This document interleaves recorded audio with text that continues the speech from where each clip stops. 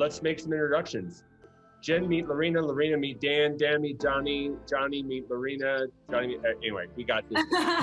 Hello to everybody. The reason we have you four esteemed people together is that we've talked a lot about this idea of fringe. So you all are doing things that used to be considered outliers, and now none of you are.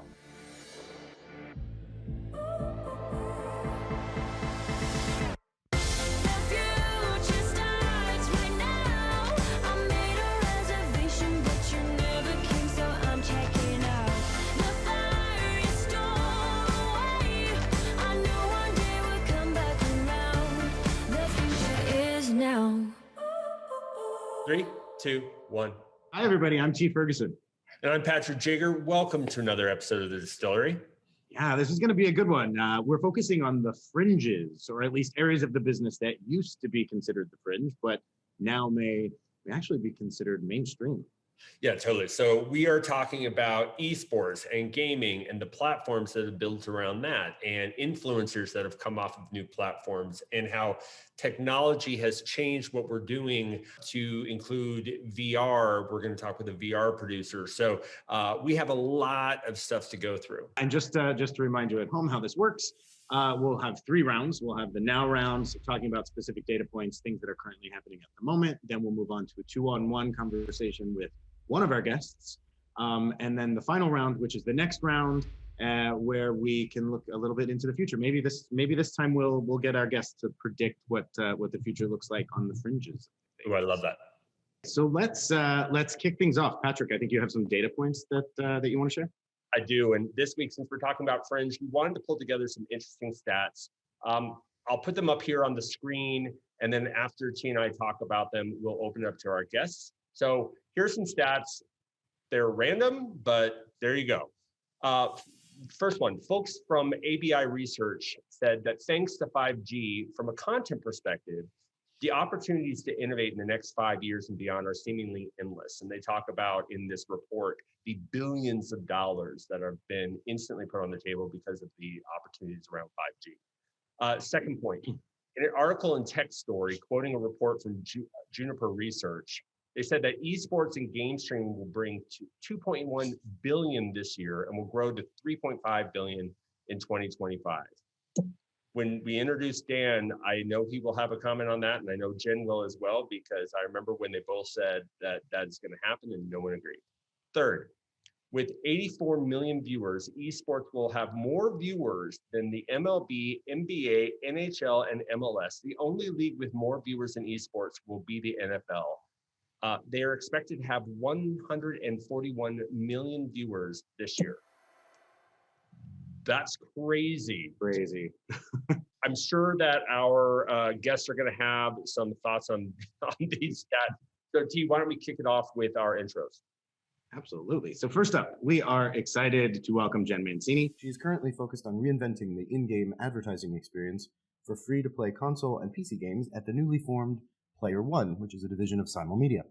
Prior to this move, she was the director of client partnerships for Twitch. If you don't know Twitch, I don't know where you've been. Some interesting info on Jen. She has devoted her past 10 years to branded entertainment and influencer integrations, with a recent focus on developing award-winning live streaming executions. And her passion project is supporting diversity within the gaming industry as a co-founder of the professional club Women in Gaming. Her fun fact is that she actually keeps bees at her farmhouse in the Catskills and has a whopping, I think, tell me if I'm right, 50 pounds of honey that you need to offload. At least. Yeah, that's a lot. Money. That's amazing. Also a little scary. I don't love bees, but we need them. So They're not as scary as you think. That was the one thing we have all learned, is that they really are not interested in stinging you. Next, I'm excited for y'all to meet Johnny Kalangas, VP of Digital for Cream Productions. In his role, Johnny oversees Cream's global digital efforts with an emphasis on expanding the company's reach into emerging digital content and distribution spaces. He is currently an executive producer for the upcoming CNN podcast Behind the Desk, The Story of Late Night, and a writer and executive producer on the recently announced VR drama production Dark Threads with Dominic Monaghan. Fun fact, he was in the film My Big Fat Greek Wedding for a whopping 10 seconds. Johnny, where can we see you? You know, it's really easy to find me now that you know what I look like. I'm right at the beginning, and the main character is having a flashback of being a little kid in Greek school, and I'm the Greek school teacher. So I'm the 70s. I got the corduroy jacket. I got big, 70s glasses, and I'm teaching Greek. I have a huge close-up. It's like a big wide-angle comedy shot. You're like the Bueller of Big Fat Greek Wedding. Sort of, I guess. Sort of. Maybe don't have quite that level of impact. Our third guest is someone I've recently met and I'm very excited to introduce here, Lorena Pages. Welcome. She is a rising content creator with nearly 1 million followers on TikTok, which is amazing, including one of those followers is Mr. Jagger himself. Lorena has amassed over 1 million combined followers across social media and is considered an influencer on the rise after producing her first TikTok 2 years ago. Her big breakout was the very popular Love It, Couldn't Wear It. I'm a big fan. And that is obviously now a staple on the TikTok platform. She's been featured in a ton of media, including Vogue, and has worked with companies such as Nike and MTV. So her fun fact, while she's been making comedy videos since she was 9 years old, she was also a fashion designer for the likes of Barney's before the start of her very successful social media career. Welcome. We're very happy to have you. Thank you for having me. Do you still have a passion for design? Do you still design? Yeah, 100%. I really, the thing is, my first passion was always comedy. I just never knew I could, it could become a career for me because I'm not too fond of stand-up comedy. Well, that makes me a little nervous, I was always like more into the video making, and at the time we came from another country and my mom wasn't good with directions, so she's not going to be taking me to castings, and we didn't have a computer where we can Google casting places. So I was just like, okay, comedy, I'll do it for fun. What's my next passion? I just wanted to be creative. I didn't want like a typical office job. I wanted to create. So fashion was my second. But now that I had the comedy opportunity, I'm like, okay, now fashion takes a second place. Comedy takes first. And finally, I'm excited to introduce my friend, Dan Ciccone, who is also our 2-in-1 guest today. Dan is the founding director of Stacked Entertainment and has almost 15 years of experience in gaming and esports. He's repped high-profile esports orgs and properties like Optic Gaming, Splice, Dexerto, and the Esports Awards, while developing content and acclaimed fan activations for brands like Chipotle, Turtle Wax, Pepsi's Brisk, and Turtle Beach on a global scale. Dan's fun fact, which I love because it has it might have something to do with him. I'm not quite sure. We'll have to get clear. Dan's fun fact. Did you all know 2/3 of all the eggplants in the world are grown in New Jersey? Yeah, I mean, literally just speechless, right? We were not clear that we were asking for a fun fact about you. So you gave us a good I mean, look, I think what might be fun for me is infinitely probably boring for most other people, but I'm usually the guy at the bar who keeps my mouth shut most of the time and then listens to the conversation and then typically blurts out a stupid fact about something that people are talking about. So I figured it was probably appropriate. I guarantee you that somebody watching this is going to utilize that fact in a cocktail party in the next 24 hours. Right. Or someone in New Jersey is going to be jumping up and down saying, thank you, finally, we're recognized. I like that we get to use the eggplant emoji for our social media posts related to this particular episode. Just make sure you use it in context. Right, of course. We have been known to not, so there's that. All right, well, all is very nice to have you here. Thank you for allowing us to dive right in. So we're throwing the poll stats back up again so that people at home can see them. But to remind you, there were 3. One is about 5G and how that is explosively increasing opportunities for what used to be Fringe. The second one is just how fast gaming and streaming of gaming has grown. They're saying up to 3.5 billion by 2025. And the third stat, esports by the end of this year will have more viewers than every league except for the NFL. Dan, I'm going to throw this to you first. Kick it off. What are your thoughts? Lightning round 5G. Look, from a content creator standpoint, I just think it gives them so much more flexibility relative to the kind of content that they can create.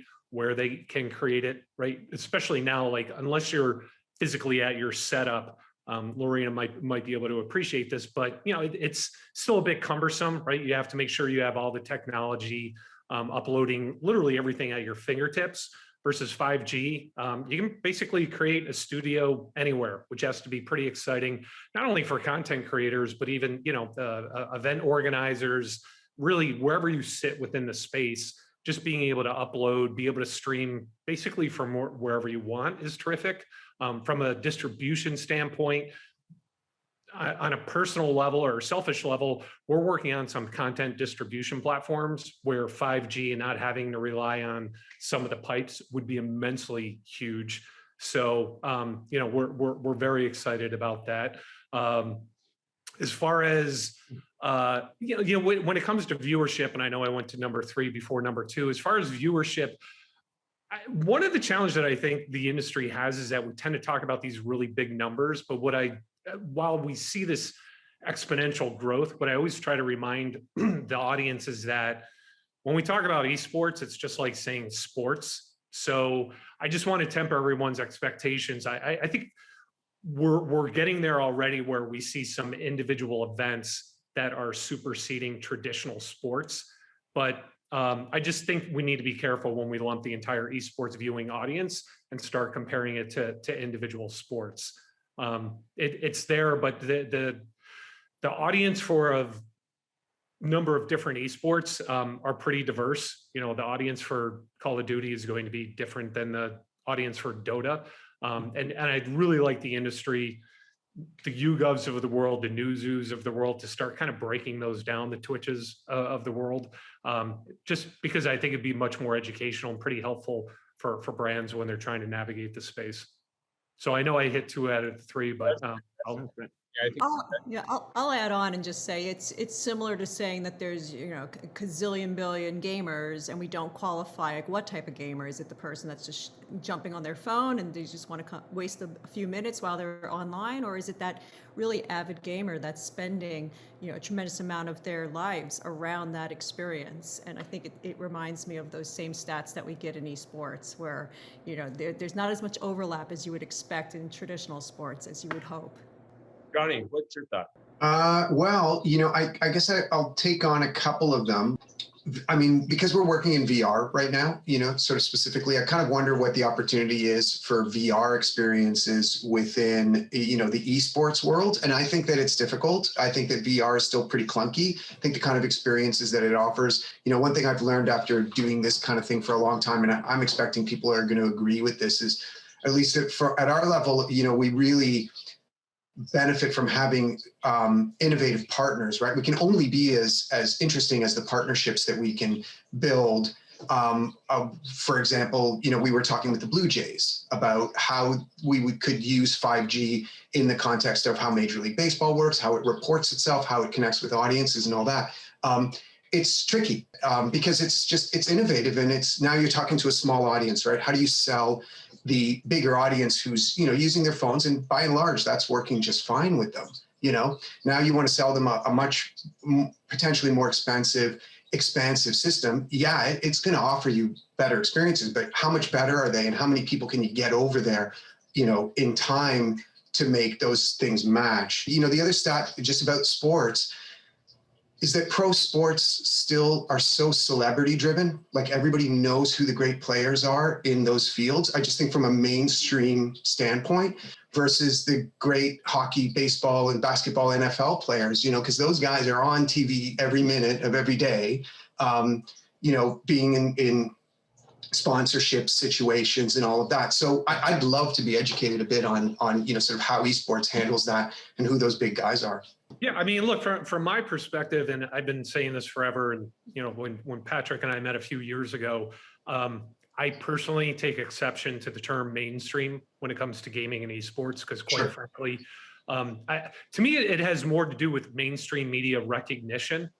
Sure. Yeah, I think that's fair. With a lot of the properties or a lot of the individuals that we represent. I mean, if you grab a typical 25-year-old and start naming off some of the individuals or the teams that we represent, they know them just as well, if not better, than some pro players.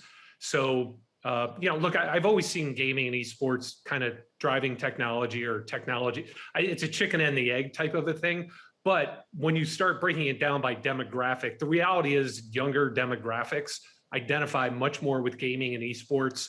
Personalities like Lorena, whether it's social media influencers, social media celebrities, esports, gaming celebrities, they're going to recognize a plethora of names that I could throw at you versus, a 40-year-old isn't going to get it. To the point about having a mainstream adoption, I mean, at least to see FaZe Clan, which may or may not mean anything to, apart from Dan on this call, they're on the front page of Sports Illustrated. That's a major milestone for sports starting to have that mainstream adoption. So you may not know the individual players just yet, but to at least say, oh, wow, I got it. This is something that is starting to cross over, if you would, into other channels that wouldn't necessarily be recognized. Hey, anecdotally, quickly, I think it was about 4 or 5 years ago, Optic Gaming was in the final round, championship round at the MLG Anaheim event. And we received a call from one of the managers of the Anaheim Angels.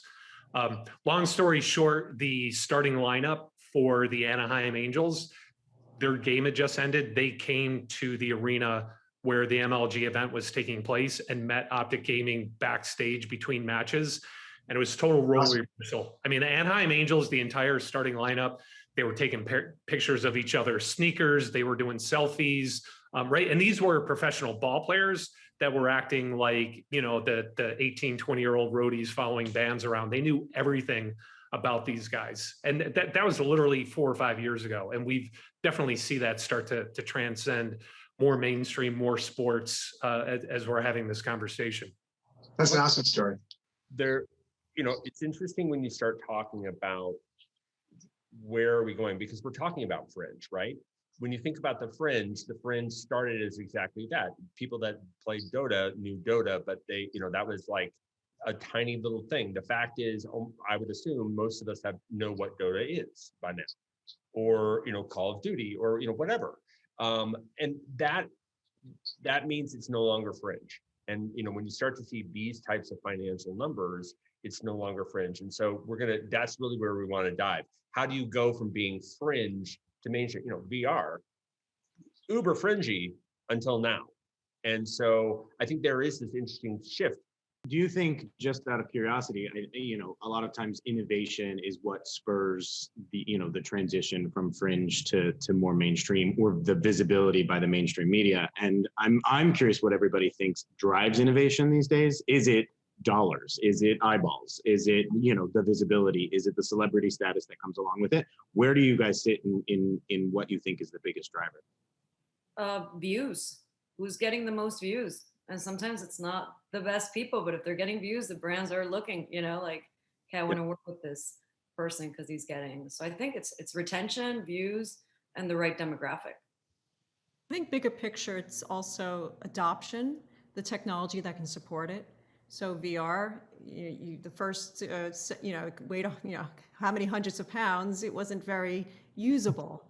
Right. If you fast forward, you're no longer tethered to 20 different cables just to be able to have an experience. It would be the same for influencers, for live. The fact that you went from YouTube, which was video on demand, to Twitch, which is live streaming. It's just a different form, which has a different experience. It allows for more adoption, and then starts to spread out as you start to be able to cater to various categories, not just gaming, not just music, not just fashion. From a consumer and even a brand standpoint, if you look over the last 20, 25 years, it's really gaming technology that's driving a lot of the content consumption, right? Like where the entertainment industry has gone, the gaming industry. I always say the Xbox was actually the first social network before Facebook, before MySpace. That we had the Xbox that literally gave people the opportunity to connect on a global basis and share an experience. When you look at the technology that gaming has created, adopted, kind of pushed on the masses, and arguably the gaming audience that adopts these technologies and then pushes it forward, really for us to have the ability to Zoom and do what we're doing right now, you could argue is really based on technology that was created within the gaming realm at least 15 years ago. I'll jump because I think actually this, sort of works well with what Dan said, is that I also think it's like, there's just having seen so many of these technologies come in, they always lead with like this, oh, that's really cool. And so everyone kind of pursues this sort of cool factor, and then that exhausts itself. And then everyone goes, oh, that was cool, but now it's done. And there was one of them and it's over. And I think that, gaming, and just like what you were talking about, Dan, about the social network, like I'm always thinking of like, how do we incorporate the kinds of features into anything that we're doing that connect to kind of basic needs people have? Because in the end, that social part of the gaming and the first Xbox being a social network and all that drove the technology, because what people really wanted was to connect with each other. So how do we just bring each other closer together and fulfill, basic feelings of like physical or mental well-being and play and peace and things that create meaning? Certainly in all the sort of digital and fringe work that I've been doing and working on the design, we're always bringing it back to like, well, why does somebody want to do that? The why becomes such a big question in driving all that tech. The cool part, if the answer is why, because it's cool, you got the wrong answer. And you got to look deeper and develop a better user experience or something that is going to help people in some way. And help can be fun. People will go back always to something that's fun. And so you kind of keep searching for those things. But I think that would be my comment there. So hopefully that helps.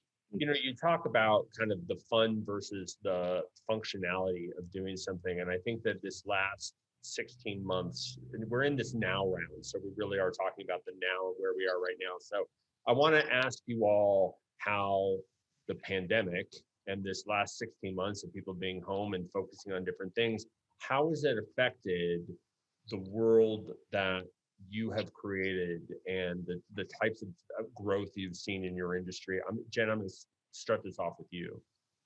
Yeah, absolutely.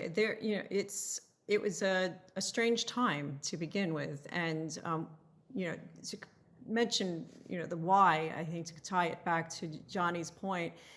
When you think about Gen Z and millennials, and when you even focus really into Gen Z, they're not watching television, or they're barely watching television.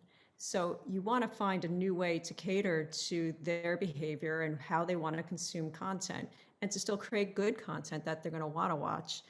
And one of the things about the pandemic, I really believe it accelerated, again, back to adoption, it accelerated that adoption of a different way to consume content.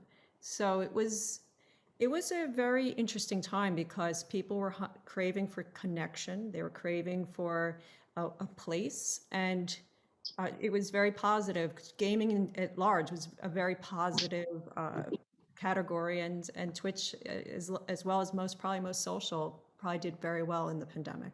Lorena, how about you as an influencer? How has the pandemic changed you and in your audience? Well, I feel like, the pandemic was kind of like a forced, like, you need to find yourself, and it's like, you have no choice. You're home now. You need to like figure out what you love, who you are, and the phone is all we had. And yes, people are looking for connection, and people were looking for distraction because you're scared. You don't really know what's going on in the world. So when you find, like in my case, relatable content did very well. When people were able to connect, like, okay, I'm not alone in this. Look at this person. Or in my case, making content kind of was a therapy to me, to kind of get me through it and distract me. And then in return, people were like, thanks to you, I laughed today, for example, or thanks to you, I don't know, I'm having a better day. So it was like a win-win on both sides. And then it did grow during the pandemic because I wasn't working. So I was like, I'm going in 100% into this video thing and figure out if and I gave myself till December, and it actually like exploded in November. I was like, okay, if in December I'm not, like starting to be able to make a living, because it was a risk I took, luckily my husband was able to work, and I was like, and he's like, I'll cover it. We'll tighten up the budget, just kind of give it a try since nobody's really working right now. And the audience was there. So it was like, it was a good place to, so yeah, definitely changed my life, the pandemic. Johnny, how about you and the space that you're in, did you get your green light during pandemic, or has it been longer than that? We got a few green lights during the pandemic. We were lucky with the way that things are set up here that some of those wheels kept moving. So we instigated a number of projects. Certainly the pandemic made production a little harder in some ways, because let's say, you're sitting around in a room, everyone wants to put on a headset, you want to play, you want to watch each other playing, you're trying to figure out what your user experience is, where the fun is and all of that in anything that you're working on. You can't do that quite so easily in a pandemic. So, things just take a little longer. But fortunately, from a workflow standpoint, we were okay, just in a production standpoint. Switch the question. The audience for VR, did that grow? I assume that helped push during pandemic. You know what? I mean, it did. It grew a bit. It's hard to know how much, because the product cycle, it takes a while. Like, it's unlike, let's say, sort of a social thing or you guys who are pushing out content through your platforms where you can instantly cash in on that.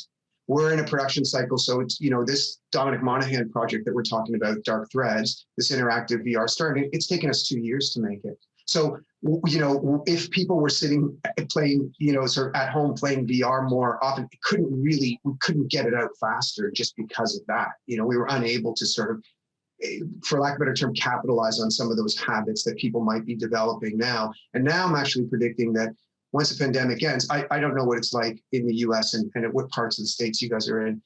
In Toronto specifically, things are gradually opening up. And I think people are going to be quick to get off their screens for a while.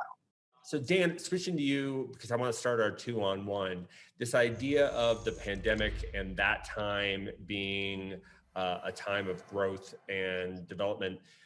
Let's talk about your world. I mean, you've seen these incremental growths and these massive growths.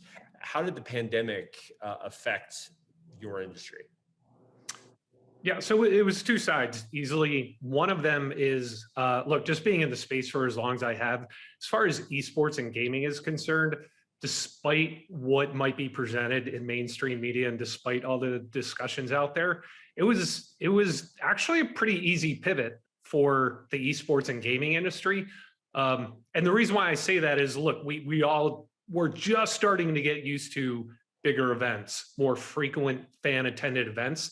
And that was fantastic. But the reality is the last, 14, 15, 16 years leading up to that, the majority of these events were taking place online. It was online production. It was online competition.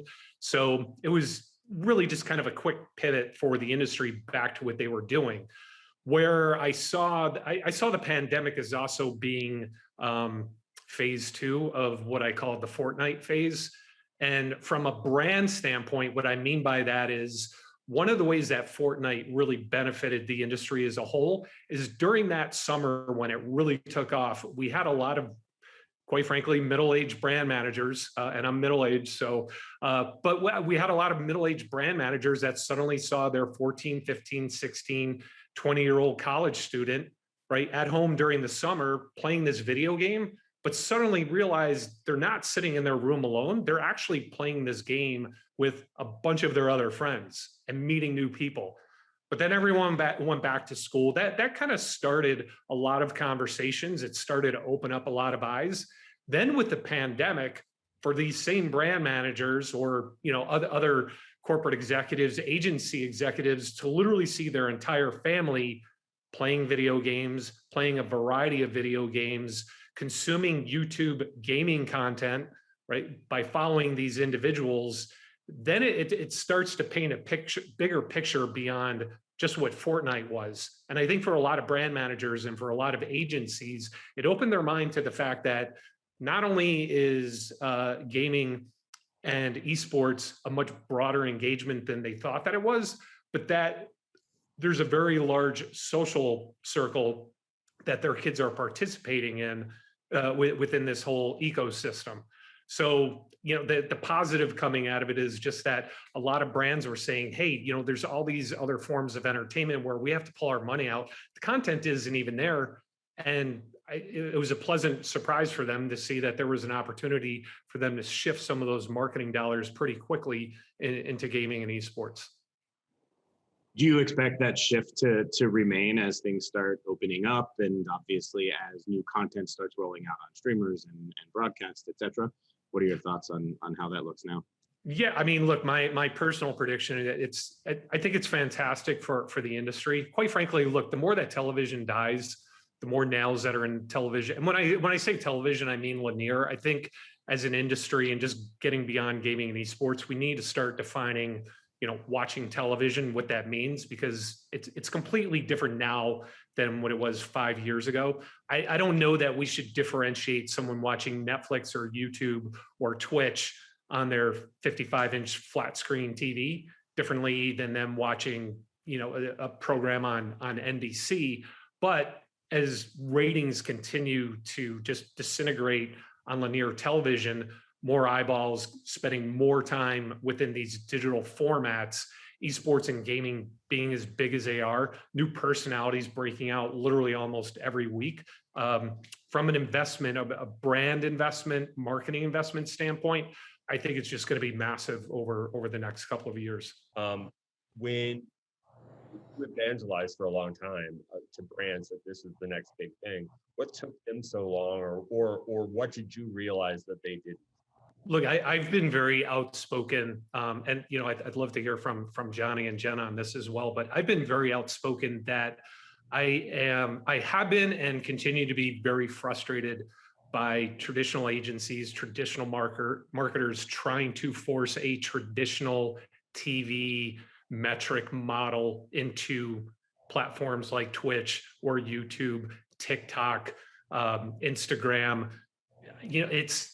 On one hand, I can understand the need for these metrics, right? On one hand, I understand the need for the ROI, but the reality is these new digital platforms, we have such incredible flexibility relative to a linear presentation of content that the more esports, the more gaming, the more Twitches, the more the YouTubes, the TikTokers of the world start to push back on that antiquated model, the better. So, for me, the biggest frustration, the biggest challenge that I've had is trying to get brands and trying to get agencies to start looking at these distribution platforms, these integration opportunities differently than they do linear television. And look, in their defense, it's a model that's existed for the last, 40, 50, 60 years. Personally and anecdotally, I'm a media buff. Historic radio, history of television. When you look at the history of television and radio in particular, and you see the way that advertising and brands were initially incorporated, they were actually part of the content. A lot of times, if you go back and you watch early television or listen to early radio, you don't know if you're listening to a commercial or if you're listening to the actual program. And it was terrific. You didn't care because you were entertained in the process. I see a lot of that with gamers and influencers and a lot of the content that's being produced today. And I think it's really just incumbent upon us as an industry to start pushing back on those traditional metrics and open up the industry's eyes to these new, engagement opportunities. Love that. So Dan, obviously you've sort of seen this vision and the opportunity for a long time, and that's starting to be realized. And you're sort of recalibrating or helping people recalibrate how you measure some of the success in this area. What now is happening that's really exciting to you? And as we start moving this conversation into the next round about the future, tell us a little bit about what you're looking forward to, coming up with what you're working on and what's really getting you revved up. I think what's really getting us revved up, not only for me personally, but within my team, are some new technologies and some new distribution opportunities that are either largely overlooked or just haven't even been recognized yet. So, the Twitches of the world, the YouTubes of the world, they're not going anyplace. It's a fantastic opportunity for people to gather exploration, but there are definitely some new models, some new distribution channels outside of what people traditionally recognize where gamers and esports events are unfolding. And we're seeing that being driven through services, through technologies. Look, things like 5G, getting back to that. The the more we can get away from hard pipes, right, and even fiber, the more we can access content, the more easily we can do it through technologies like 5G, as well as some additional software services to kind of bring all these things together. Those are the things that excite us. I mean, it's really, we know the audience is there. We know we're never going to run out of content. There's so much creativity. For us, it's more like, what are the software solutions and what are the new distribution platforms that just haven't been recognized or are underutilized within the industry? So let's bring everybody back into the conversation just really quickly and sort of move things back or into the next round where we look a little bit more at the future. I'm curious, Lorena, for you, since social media drives so much of how other people in other parts of the industry respond and react to things, what are you seeing right now? What are you looking forward to as the future rolls out in your world? Well, the audience is kind of now being like, in TV, you know, a producer chose the actor in the movie, and social media, the people choose who's going to make it, who's not. So I really love that we have that opportunity now. I mean, you no longer need those like bigger agencies to kind of just choose you, but the people choose you. And also the tools keep getting better, so you can get even more creative. Every day I wake up and I'm like, oh, now I have a new tool to be creative with. So that to me is extremely exciting. So what's your vision board though? Like, where do you see yourself in the next year? What's your goal? You know, I'm taking it one step at a time. I'm learning. Every day there's like, it's scary how quickly everything's moving. So once I learned this new app, for example, then there's a next one, and then there's a next one. So I'm just trying to keep up, and I'm definitely testing out different areas in the market, and the people will tell me if that's a good place for me or not. So one day at a time. Johnny, what's next for you? Or what does the next look like for you? I mean, here you are, you have this new Dominic Monaghan project coming out in VR. What excites you about the next? And where are you in that? Well, what excites me, I think, is, just I'm looking forward to seeing what people migrate to and what experiences are being created in those platforms, like whether it's augmented reality or virtual reality or something we don't know yet. Like one of the things I keep sort of saying is like the next big thing, we might not even be talking about it just yet, right? Like it'll be some combination of things. Like, let me say, I'm looking forward to the next great design, and hopefully, we'll be part of bringing it out, because I think that great design really is the thing that you put in front of people that they didn't know they wanted, and now they've got it, and they think, wow, my life has changed now because I can do this with my mobile device, let's say, or whatever it is. Versus like they give people what they want, and that's good design. But great design is often that thing that they didn't know they wanted, and you put in front of them, and then it solved a bunch of problems for them. So I'm always looking for the meaningful experiences that we can create. Like I'm sure that you guys especially in the gaming world, because I've designed a lot of games too and worked with design teams. You talk always about this big question of like, can a game make you cry? Right? A film can make you cry. I put down novels because I was crying. Music can make me cry. Can a game do that? Can any of these social experiences do that? I mean, outside of any tragedy that we would come up with, right? Like, what kind of experiences are we looking for? So I think that the evolution of those experiences and hoping to contribute to them. And so I always kind of put the tech second. I'm always thinking of how are we affecting the human beings that are using it, because at least in my experience, it's always been that that's what everybody gravitates for. Just like, talking about TikTok in a great way to deliver comedy, like people want to laugh. Right. So if you give it to them, however they do it, they're going to migrate to that thing, because the experience at the end of it is really basic, and I think it's the same with games and all of that. So hopefully that's a good answer. Yeah, I think there's a combination of mobile for sure. I'm very intrigued with how mobile has, especially mobile gaming specifically, is definitely evolving faster than I even realized. And it actually caught me off guard for a second, because I even had my own, for the first time, preconceived notions of a mobile gamer as someone that's not really a gamer. And then I'm like, wait a minute, that's not true. And I really started to think about that more logically. And I said, no. There's a lot now that is changing. And I think diversity has been the other piece that I just would love to see how that comes out in a more natural, not forced. I think everyone wants to solve for that. And whether that's in content, whether that's in the actual esports on teams or, or streaming or wherever it is, it's something that we all want to see more of. But again, I don't like to force those solutions. And it's been my personal passion project to help solve in the industry. Can you talk about that, Jen, a little about women in gaming and what that's about, and also sort of how that plays into the future of what you're doing? Yeah, definitely. So women in gaming came about from a lot of the esports conventions and conferences and events. And I was the one or two females there, and my clacking around in my heels. And then I would see another woman across in this sea of dudes, and it was not an issue. Dudes, that's cool. I'm used to that. I've been a lifelong gamer. I'm used to dudes. Like, that's not a problem. But there was just that kind of like, we were so happy to see each other. And it was just because there was like someone that was just like-minded, because also a lover of games, but just happens to be female as well. And why should we be such an anomaly? And we just, connect on a different level, because of course, we're just as interested in hair and makeup, but then we also have this passion around gaming, which is not necessarily seen as female or feminine, or, that's not something, women do or women plus do, or it's just had a lot of mass. And this is just in the industry.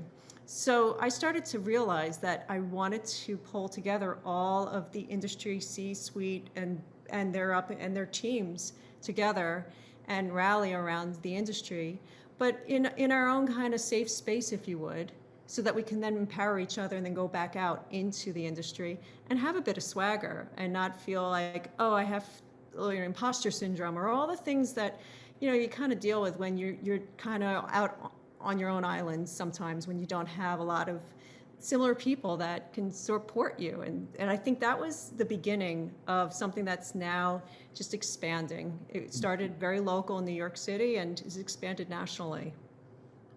That's amazing. I think it's so important to, again, have a broader representation of executives in these C-suites who are part of making these decisions, in building the content and the platforms and how all of this is engaging. And it's important for the future. And I think one of the questions that comes up a lot is, when we have these types of groups together, people ask me specifically, like, well, how did they get their job? How did they start? And in this world where everybody's making new decisions now post-pandemic about how and why to go to school and what to study, and my only regret with my parents was like, I wish they had told me to study computers. But what would this group of people, what would all of you sort of say to the future of the potential next leaders and creators within your sectors? Yeah, it starts with the next generation, and I would actually go straight to most of the colleges and say, 90% of scholarships are still going to guys for esports scholarships. Is something that was a little surprising when I started to look into that. 90% of the esports gamers for collegiate esports are guys. And I don't know, again, chicken or egg, right? But I do think that it starting with the pressure of us as an industry to say, hey, fill in the blank college wherever you went, or whichever college has a great esports program, foster some diversity so that we don't make the same mistake that we've already made time and time again. And it's something that I think is really compelling to start right at the beginning. Maybe it's even earlier in high school, to be able to create those communities that people can feel good about, and they can go out into the world and not think that there's something different about them. Dan, how about you? What should young people now do to get themselves into the C-suite to where all of us are now, to have some impact on our future? Yeah, it's admittedly, it's a challenge on many levels. Despite what may be presented in mainstream media, I would argue that it's really a small circle of people who have really created this industry and continue to perpetuate it. I don't want to present it like it's a mafia in any way, but I'm just saying, like, if you look at a lot of the people who are driving the industry, where it was 15, 20 years ago, where it is now, it's a lot of the same people, which is great because they're very creative. And look, admittedly, it's a challenge. I mean, I have people reach out to me all the time just saying, look, where do I even start? How do I get started in this industry? I'm pretty old school, so I give them some old school advice about, hey, if there's certain properties, certain individuals, certain people, right? Like, you just have to network as much as you can. You have to figure out how to get to those people. My experience has been, once you actually get to the people that are running the companies, running the services that you're interested in, I would argue that the majority of us are very willing to have conversations, to have discussions, to exchange ideas, to exchange emails, even all the way down to 18-year-old kids, high schoolers, college kids.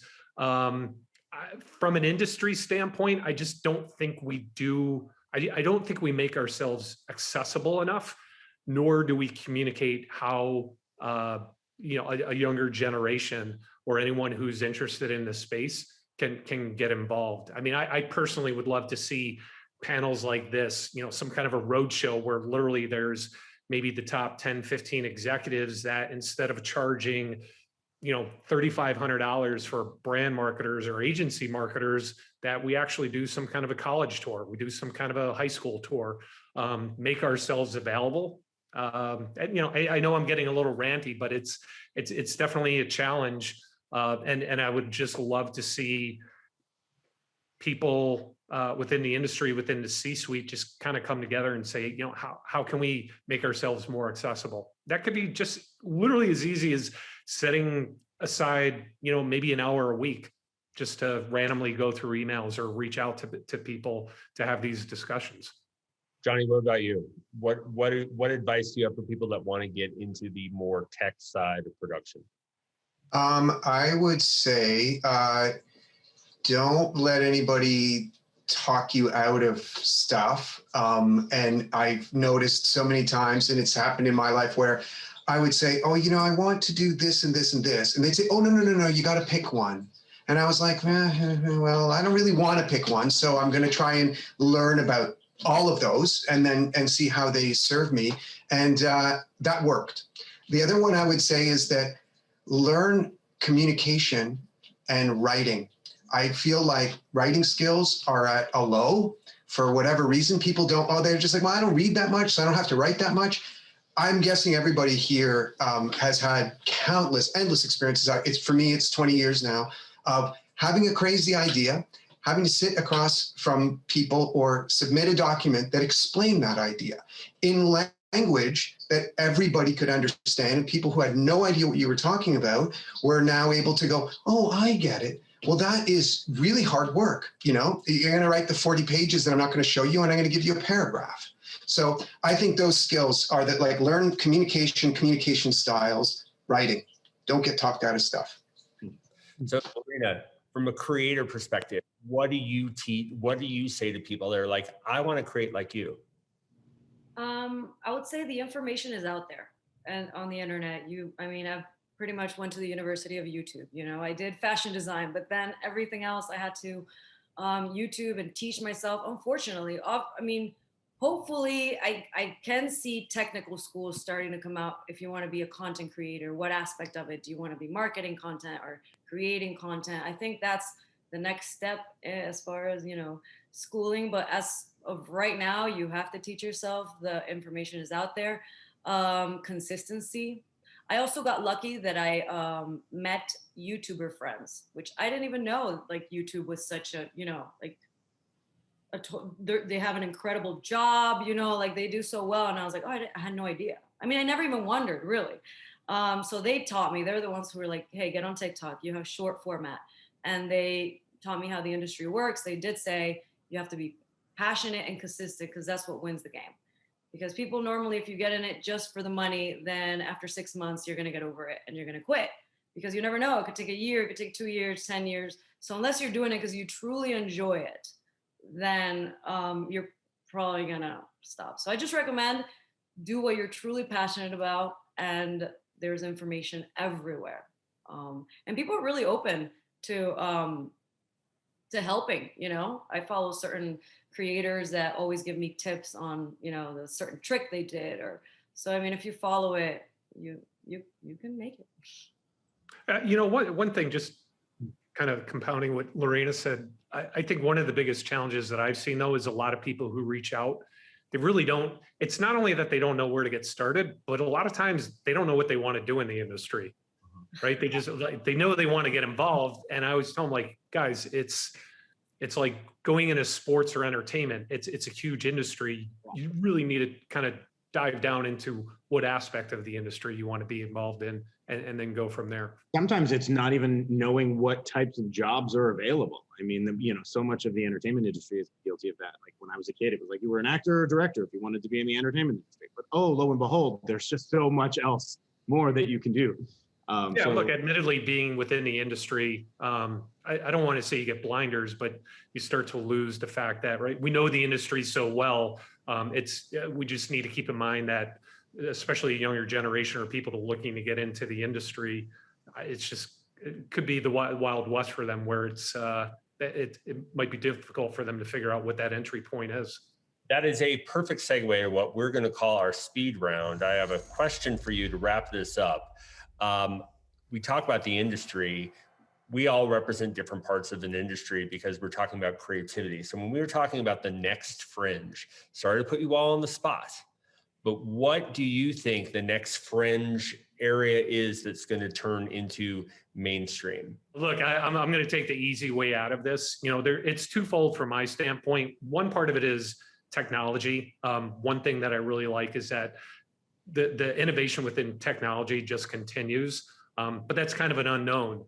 I know there's a lot of technologies out there. There are a lot of solution providers, and the other part is the content side of it. But what I've always said is, the audience is going to decide what's next.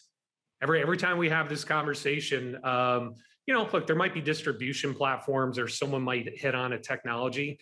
But as far as like where the industry goes, the entertainment aspect of it, the creative aspect of it, my argument has always been, you cannot create the next big esport.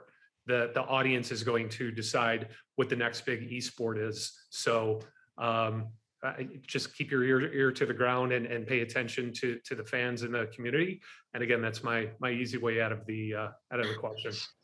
I think I'll jump in and say that I think that from a technical standpoint, I think something like AR, augmented reality, is really poised to take off because it's something that makes great use of devices that people already have.